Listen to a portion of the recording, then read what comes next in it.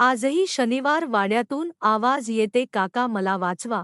पुण्यातील शनिवार वाडा खूप प्रसिद्ध आहे, परंतु काय आपल्याला माहीत आहे की बाजीरावांच्या या महालात एका राजकुमारची आत्मा भटकत असते. जवळपासच्या लोकांना त्यांच्या ओरडण्याची आणि रडण्याची आवाज ऐकू येते. शनिवारवाडा आपल्या या भूताटकी प्रकरणामुळे ही प्रसिद्ध आहे. या महालाचा पाया 1730 साली शनिवारी ठेवण्यात आला.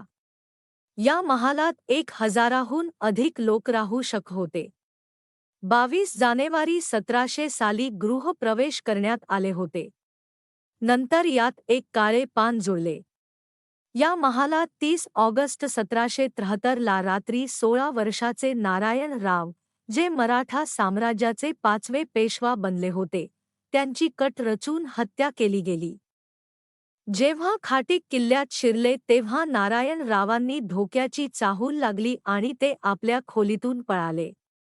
नारायण राव पूर्ण महालात काका मला वाचवा, काका मला वाचवा असे ओरडत होते. परंतु त्यांना वाचवण्यासाठी कुणीही पुढे आलं नाही. नारायण रावांच्या काकांनी त्यांच्या हत्येचे षड्यंत्र रचले होते असे लोक म्हणायचे.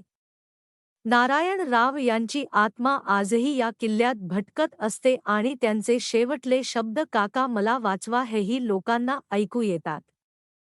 अंधारात हे महाल अजूनच भीतीदायक वाटतं. महालाच्या भिंतींवर रामायण आणि महाभारत काळातील दृश्य बनलेले आहेत.